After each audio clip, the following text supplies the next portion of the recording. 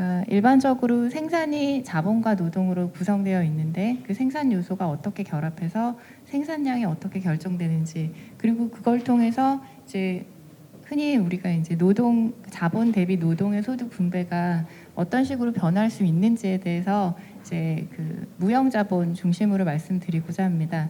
그러니까 AI가 이번 세미나의 이제 중심 화두인데, AI 이전에도 이제 뭐 산업혁명 이래로부터 계속 기술은 개발되어 왔는데요.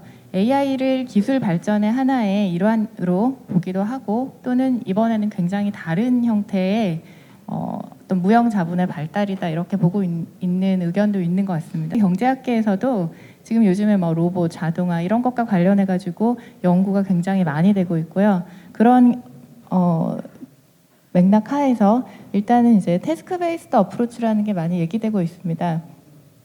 어떤 태스크가 있는데 이 태스크들이 결합을 해서 생산을 하게 되죠. 근데 이 태스크를 캐피탈이 담당하는지 아니면 레이버가 담당하는지 이게 나눠지는데, 여기에 X라고 하는 스레시홀드가 있습니다. 근데 인류의 기술 발전은 이 X가 계속 오른쪽으로 올라오는 그런 관계죠. 예전의 기술은 물리적인 인간의 한계를 대체했다면, 예컨대 뭐 교통 발달이라든지 뭐 세탁기, 식기세척기, 제가 좋아하는 것들, 이런 것들은 인간이 가질 수 있는 어떤 물리적, 시간적 한계를 극복하는 데 주로 쓰였다면, 요즘에 이제 인공지능이나 지능이라고 얘기되는 거는 우리가 기술 발전이 이제 우리의 되게 인지적인 부분까지 대체할 수 있다라는 그런 그 생각 때문에 이제 사람들이 많이 위기의식을 가지고 있는 것 같아요. 근데 이제 제가 잘은 모르지만 이쪽 부분에 대해서, 근데 이제 제가 제가 그냥 여기 세미나에서 들은 것과, 근데 과거에 KDI에서도 인공지능에 대한 연구가 굉장히 알고 싶어하고 활발하고 저희 세미나도 많이 하고 그렇습니다. 근데 여태까지 제가 느끼기에는 대체할 가능한 어떤 지적인 업무가 굉장히 유형화되어야 되는 거, 그런 우리가 일반적으로 되게 커그니티브 잡이라고 생각했던 변호사나 아니면 판사의 일 같은 것도 어떻게 보면은 이제 진입 장벽이 있지만 유형화가 어느 정도 가능한 그런 일들은 어떻게 보면 인공지능으로 대체될 수 있다는 생각이 듭니다. 하지만 그러한 대체 과정은 우리 역사 속에서도 계속 있어 왔고요. 근데 그러면 얼만큼 이 X가 오른쪽으로 더 붙고 그에 따라서 이제 소득 분배율이나 아니면 평균 소득이 어떻게 변하는 걸까? 그런 건데요. 일단은 이제 최근에 엄상민 박사랑 이제 현안 쓴 부분에 대해서 지식자본과 이제 노동소득 분배율 관계에 대해서 연구한 바가 있는데요. 요거를 이제 인공지능으로 좀 유추해가지고 말씀을 드리고자 합니다. 일단은 생산은 자본과 노동을 통해서 되는데, 자본을 무형 자본과 유형 자본으로 이제 나눠가지고 한번 고용과의 탄력성을 추정해 본 거예요. 이제 과거에는 없었던 연구를 엄상민 박사가 한 건데요. 일단 유형 자본과 노동은, 흔히 말하는 기계는 노동과 상당히 보완적입니다. 즉 말하자면 유형 자본을 한 단위 늘리면은 고용을 늘려야 되는 거죠. 근데 지식 자본은 대체적인 것으로 나왔어요. 탄력성이 1보다 커요. 그러면 지식 자본을 증가시켰을 때 생산량이 동일하다면 고용을 조금 줄여야 됩니다. 예컨대 예를 들어서요. 지금 최저임금 좀 올린 다음에 맥도날드에서 키오스크 굉장히 많이 설치했다고 뉴스에 나오잖아요. 만약 유형 자본은 튀김기 같은 거예요. 튀김기를 새로운 기술을 도입해서 튀김기 좋은 걸 사면 그 튀김을 누가 튀기나요? 사람이 튀겨야죠. 보완적인 거죠. 근데 키오스크 같은 경우는 어떤 유형 자본 안에 소프트웨어를 넣고 그게 그 소프트웨어 자체가 사람의 했던 일을 어느 정도 대체하는 거예요. 키오스크가 들어오면은 판매하는 사람들은 줄어드는 거죠.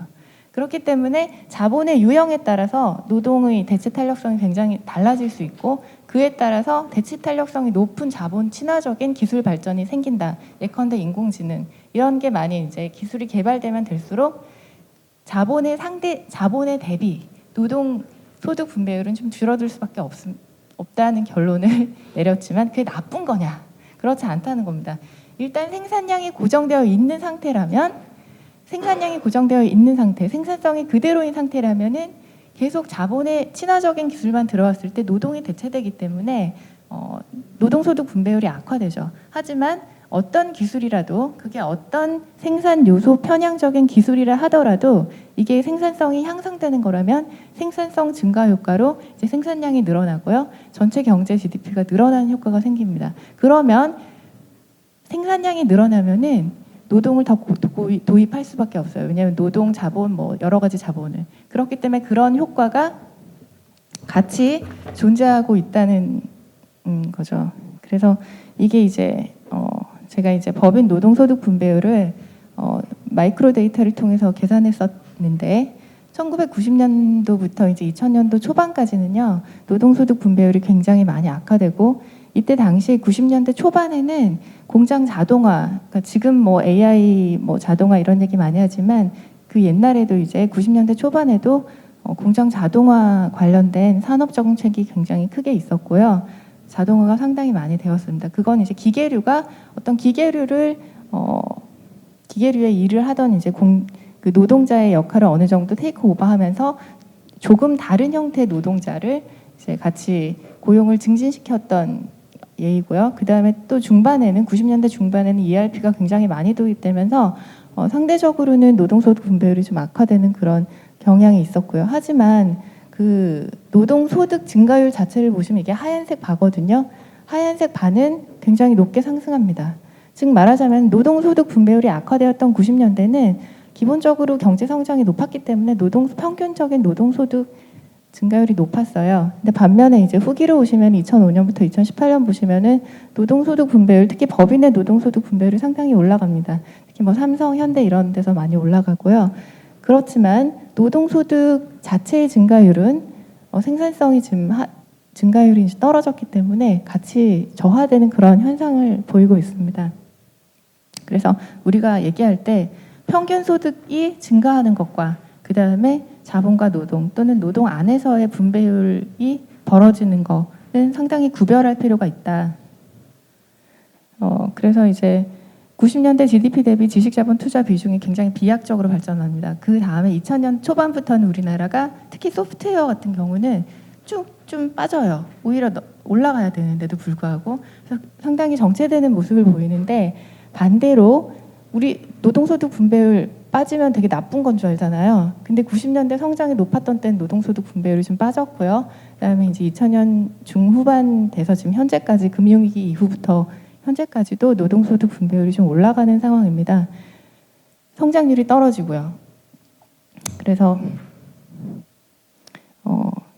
이런 측면에서 보면은요, 빅데이터, 뭐 AI 이런 것들 최근 기술 개발이 레이버 쉐어 하락 또는 노동소득 증가의 요인이 될 수 있습니다. 양날의 검이고요. 그 다음에 그럼 이거 어떻게 해야 되냐? 제 경제학자로서 저의 이제 생각은 그 전체 평균 소득이나 GDP를 향상시키는 어떤 기술 개발은 상당히 규제를 좀 완화해주면서 이제 독려할 필요가 있다는 생각을 하고요. 대신 그 어떤 소득 격차는 사후적으로 보정해야 될 필요가 있지 않나. 예컨대 이제 우리나라 조세 제한 특례법을 보면은 유형 자산의 어떤 그 확충, 그러니까 정부 서브시디가 들어갈 때는 꼭 고용과 관련된 제한이 있습니다. 줄이면 안 된다. 그러면 이제 특례법에서 세제 혜택 주는 걸 가져갑니다. 꼭 그런 게 붙어 있는데요. 유형 자본은 부작용이 덜합니다. 왜냐하면 보완 관계이기 때문이죠. 하지만 지식 자본에 대해서 정보화는 아직 거기에 대한 조세 제한 특례 그 관련된 리스트릭션이 없지만 아마 이게 더 대중화되면 될수록 고용에 대해서 보장하라라는 여러 가지 이제 압력들이 들어올 거고 법제화가 될 거라고 생각하지만 이러한 법제화는 전체의 어떤 생산성 향상에는 도움이 되지 않습니다. 네, 이상입니다. 예, 감사합니다.